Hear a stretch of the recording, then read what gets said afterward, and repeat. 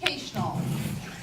We always like to have some of our seasoned members provide information for us on things that we should know, we assume that we know, but we don't always pay attention to.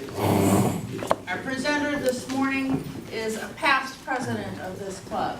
He's a distinguished Toastmaster. He's an accredited speaker. He's a past district governor. He's just an old guy. No.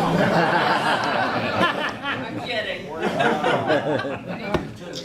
Presenting from 3 to 4 minutes, an educational on using gestures entitled Be Phenomenal. Please welcome distinguished Toastmaster Wayne Choate.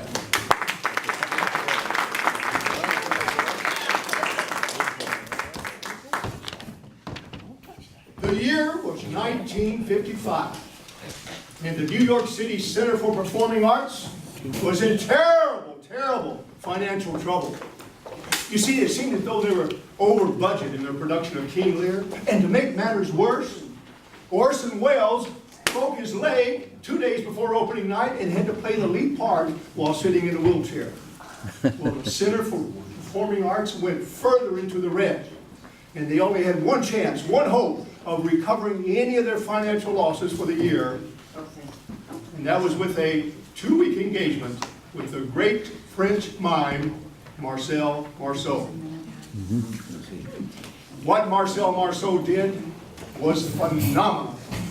Phenomenal because he brought the Center for Performing Arts out of the red into the black, and he did it phenomenally without speaking one word. Those that were in his audience said he didn't have to say anything. They said his gestures. That is to say, his facial gestures, his hand gestures, his body movements, all orchestrated together in order to communicate his message. Well, Madam Toastmaster, ladies and gentlemen, the thought has occurred to me that if you and I, as Toastmasters, yes, as public speakers, if we would incorporate meaningful gestures into our speeches, we could be phenomenal. If we would incorporate meaningful gestures that were really just an extension of our spoken word, we could be phenomenal. But how can we do that?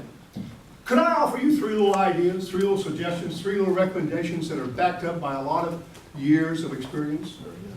These 3 suggestions could help you incorporate those meaningful gestures, and maybe you could be phenomenal in the process. 3 gestures. If you're writing this down, this will be number 1. Get out of that old school days habit of waiting until the night before to cram for the test.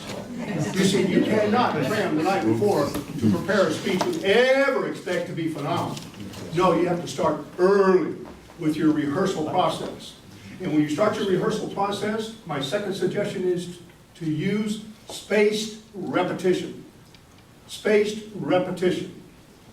Just by way of definition, and so you better understand, spaced repetition means you rehearse early in the morning, you rehearse mid-morning, you rehearse midday, you rehearse mid-afternoon, you rehearse in the evening. I think you get the picture. You do that over several days or weeks, depending on the magnitude of the project that you're working on. Then if you would go in behind closed doors and use that spaced repetition, also incorporate my third suggestion, and this is important. Rehearse out loud. Let your ears hear your voice and something magical will happen. As you're going through the spaced repetition and rehearsing out loud, you start internalizing your message. And when you start internalizing your message, all of a sudden the gestures start coming out. Those are my 3 suggestions on how you can incorporate those gestures. Just get out of the habit of waiting until the night before, plan ahead. Second thing is to use spaced repetition. And third is to rehearse out loud. Now, I'm not here today to tell you that this is easy. It's not going to be easy for you to break old habits or to have the discipline to start early or to rehearse out loud. So I'm not here this morning to say that it's easy. But I'm here this morning to say that in the difficulty lies the opportunity. The opportunity to be phenomenal.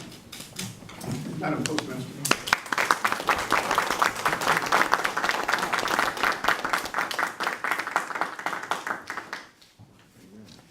Sage words.